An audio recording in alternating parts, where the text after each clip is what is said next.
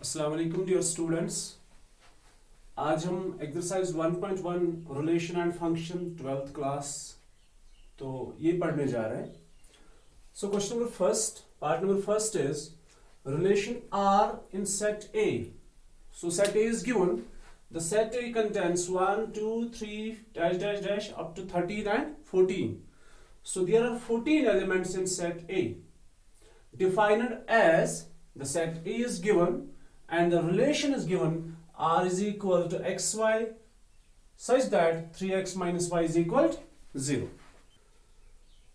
So we need to check, is this relation reflexive, symmetric or transitive. So first हम इस relation को roster form में convert करेंगे।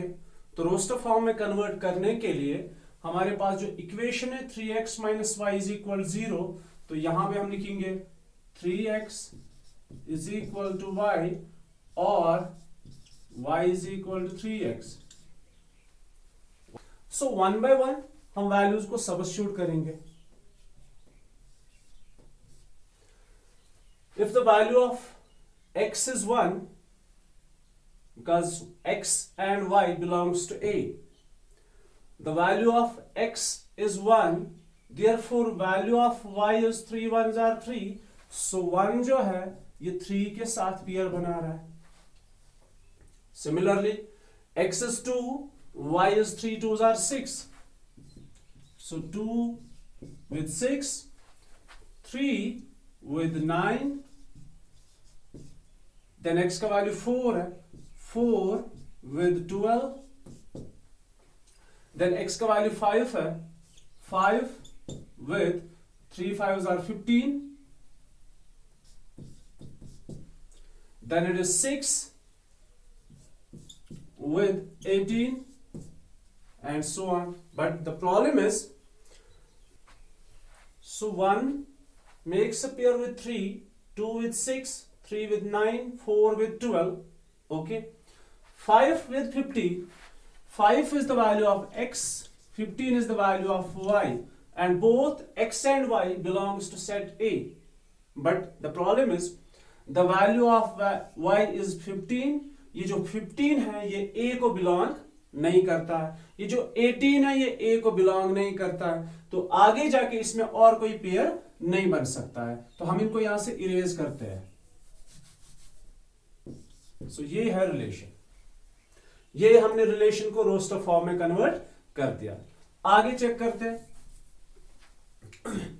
हमें चेक करना है क्या ये रिलेशन रिफ्लेक्सिव है, सिमेट्रिक है या ट्रांजिटिव है. द फर्स्ट वन, देखो फॉर रिफ्लेक्सिव क्या हमें चाहिए,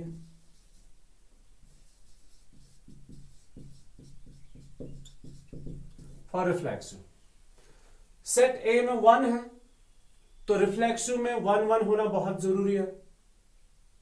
सेट ए में 2 है तो रिफ्लेक्सिव के लिए 2 2 होना बहुत जरूरी है. इनमें से कोई भी डबलेट यहां पे मौजूद नहीं है. अगर 1 1 भी होता, 2 2 भी होता, 3 3 होता, 4 4 अप टू 13 13 होता, लेकिन 14 14 नहीं होता, तब जाके भी ये रिलेशन रिफ्लेक्सिव नहीं थी. अब चूंकि इसमें ना 1 1 है, ना 2 2 है, ना 3 3 है, इसमें कोई भी डबलेट मौजूद नहीं है, तो हम कह सकते हैं कि ये रिलेशन जो है ये रिफ्लेक्सिव नहीं है.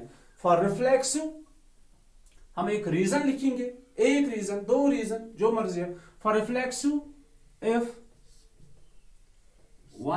for reflexive 1 belongs to A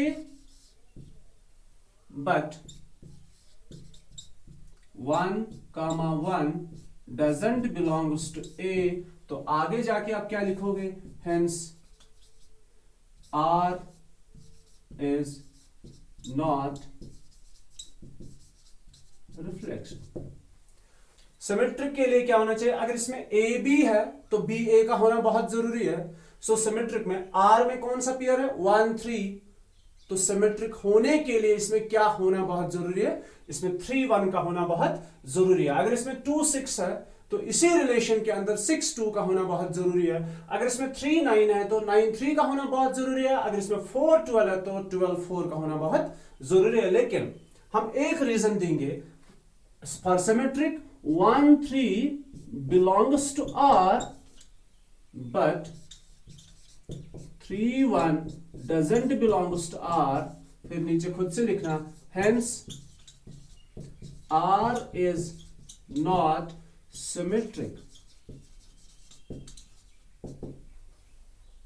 तो ना ये रिलेशन रिफ्लेक्सिव है ना ये सिमेट्रिक है। थर्ड पे चलते हैं, for transitive.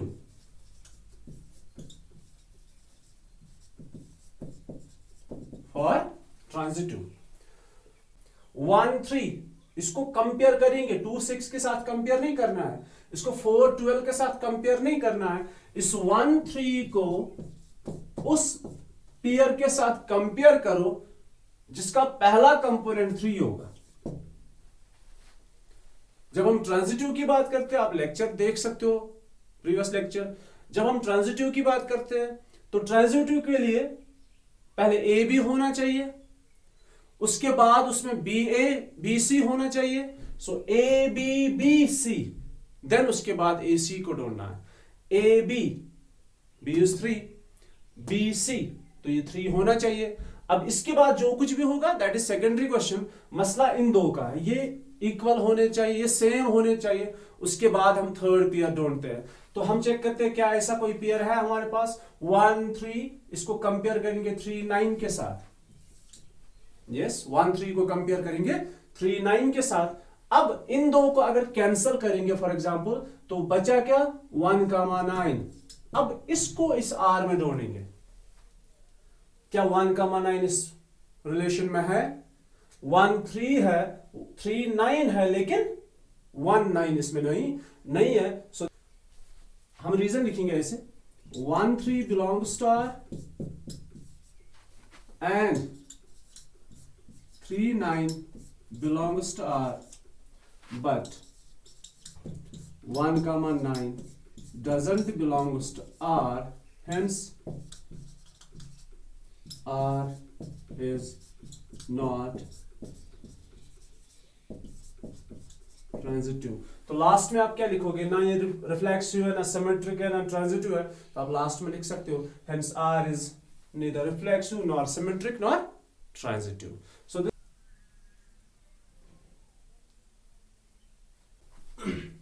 now have a look for the alternate method. ये हम सेकंड मेथड से करने जा रहे हैं। सो अल्टरनेट मेथड क्या है? सबसे पहले फॉर रिफ्लेक्सिव मतलब पहले हम रिफ्लेक्सिव की बात करेंगे। रिफ्लेक्सिव के लिए हमने पढ़ा था कि अगर किसी ए में कोई एलिमेंट ए है, स्मॉल ए, तो आर में ए का होना बहुत जरूरी है, डबल ए। तो अगर कहीं पे ए को बिलोंग करता है तो ए किसको बिलोंग करेगा? आर को। This is reflexive. तो अगर कोई एक्स ए को बिलोंग करता है तो एक्स होना बहुत जरूरी है। अगर कोई y a को बिलोंग करता है तो y होना जरूरी है। अगर कोई 3 जस्ट लाइक दिस a को बिलोंग करता है तो 3 का होना बहुत जरूरी है। सो हम चेक करते हैं है या नहीं है। वो तो ऑलरेडी आपने देखा कि ये रिफ्लेक्सिव नहीं है, it's not given that 3x minus y 0 है। 3x minus y 0 के बराबर है। It gives us x comma y belongs to R. 3x minus y is 0. It gives us xy belongs to R. So for reflexive हमें क्या करना है? यहां भी x होना चाहिए, यहां भी x होना चाहिए, क्योंकि हमें चाहिए x। So for reflexive we replace y by x। हम रिप्लेस करेंगे y की जगह भी x या x की जगह y। If we replace y by x, we get 3x minus y की जगह x is equal to 0। We get 3x minus X is equal 0।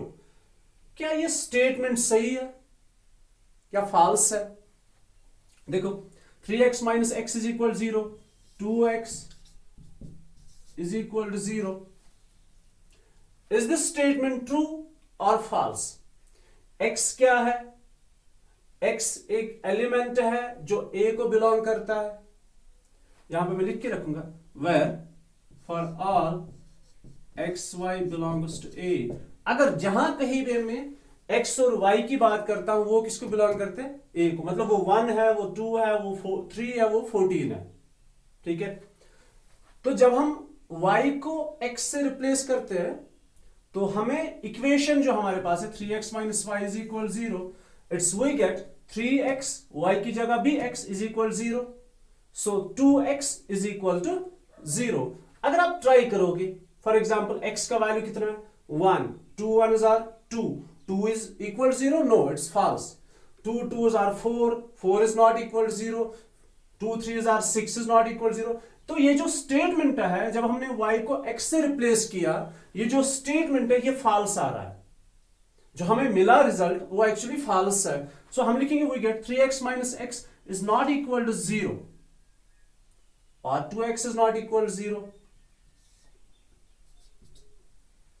For all x belongs to a। अब a में से जितने सारे values हैं, अगर आप यहां पे सबस्टिट्यूट करोगे तो ये स्टेटमेंट फॉल्स आ रहा है। 3x minus Y is 0, it gives us x y belongs to r। अगर 3x माइनस एक्स भी 0 होता तो हम बोलते x x belongs to r, लेकिन ये स्टेटमेंट का अगेंस्ट आ रहा है। जो रिलेशन में गिवन है ये वो नहीं आ रहा है, ये तो नॉट इक्वल टू आ रहा है। तो हम लिखेंगे therefore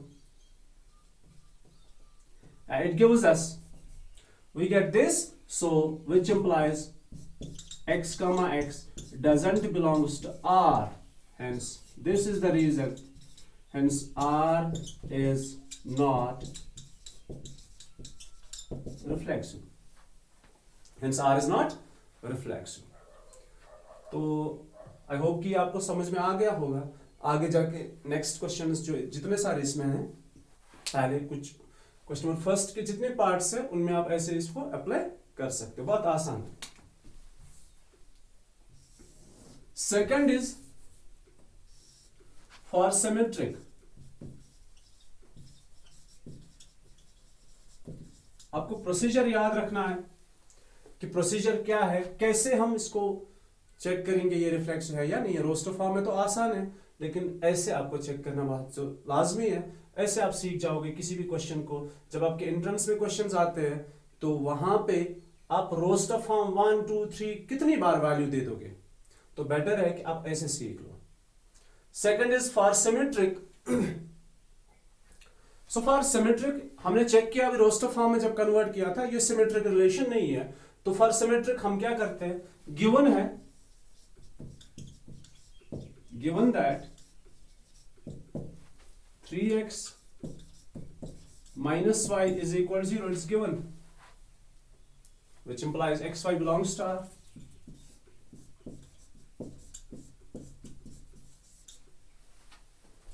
Three x minus y is equal to 0, which implies xy belongs to r।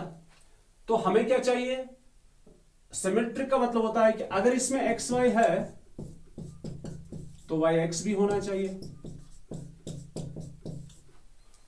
अगर 3x minus Y is equal 0 है तो 3y माइनस एक्स भी 0 के बराबर होना चाहिए। फिर से रिपीट करूंगा, if xy belongs to r for symmetric, इसमें yx का होना भी बहुत जरूरी है।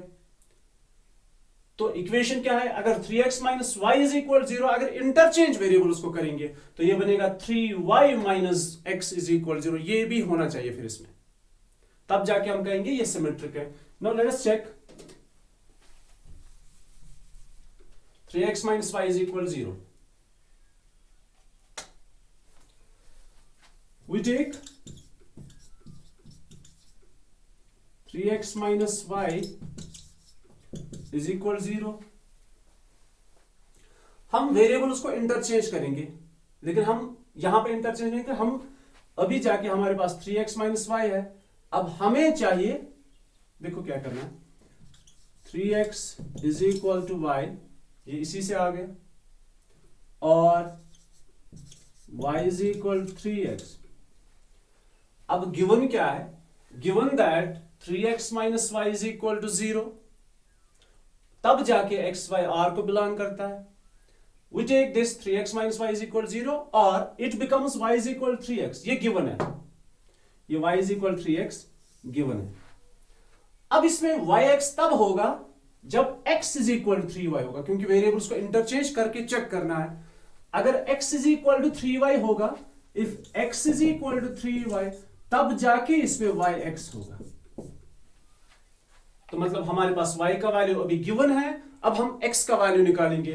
तो x का वैल्यू यहीं से निकालना है, which implies 3x is equal to y, which implies x is equal to y by 3।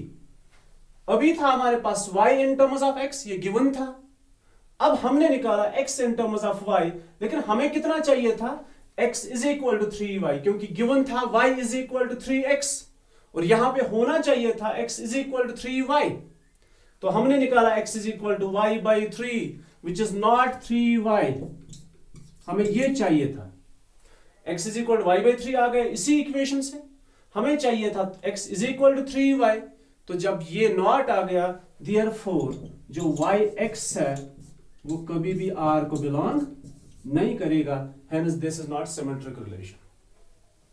ये हो गया रिफ्लेक्सिव एंड सिमेट्रिक। अब मैं आपको ट्रांजिटिव दिखाता हूं, तो आप इसका स्क्रीनशॉट ले सकते हो।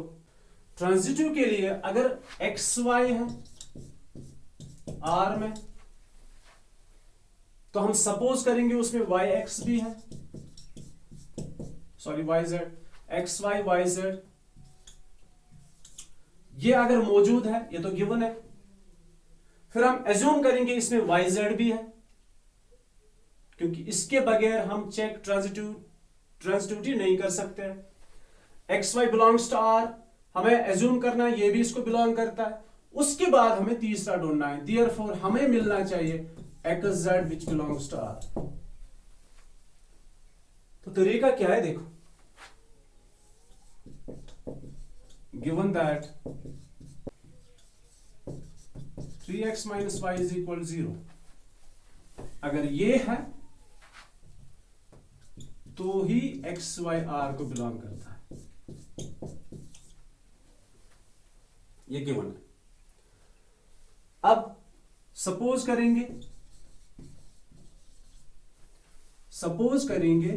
yz भी इसको बिलोंग करता है, किसको? r को। हम एज्यूम करेंगे r में yz भी है, जैसे उस टाइम पे था रोस्टर फॉर्म में 1 3 3 9 भी उसमें था, तो इसी तरह हमने एज्यूम कर दिया xy और इसमें yz भी है कोई pair. 3x minus y is xy, so suppose 3y minus z is equal to 0, because हमने एज्यूम कर दिया yz भी इसको बिलोंग करता है। तो अपने वेरिएबल्स को देखना है कैसे मैं रिप्लेस करता हूं। 3x minus y गिवन है, तभी जाके ये x यहां पे और ये y यहां पे। अब अगर इसमें yz है तो पहले ये y फिर ये z। गौर से देखो, अब इसमें क्या होना चाहिए? अब इसमें xy yz, अब इसमें xz का होना बहुत जरूरी है। तो आप जरा इन्हीं वेरिएबल्स को ऐसे ही रिप्लेस करो, तो पहले x मतलब 3x माइनस फिर z इज इक्वल टू 0। तो हमें इसको चेक करना है। 3x माइनस y मतलब xy, 3y माइनस z मतलब yz, 3x माइनस z मतलब xz।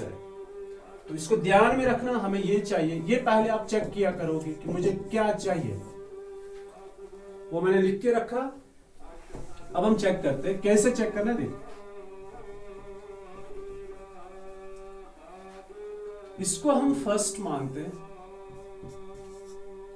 इसको हम सेकंड मानते हैं। हमें x और z की रिलेशन चाहिए, मतलब y को एलिमिनेट करना है। तो हम क्यों ना ऐसा करें कि y का वैल्यू फर्स्ट में से सेकंड में सब्स्टिट्यूट करेंगे। हम लिखेंगे use value of y, use value of y from equation first. Use value of y from equation first. Use this in equation second. Use this in equation second. तो y का value कितना है? अब आप side में लिख सकते हो 3x minus y is equal 0, so y is equal to 3x.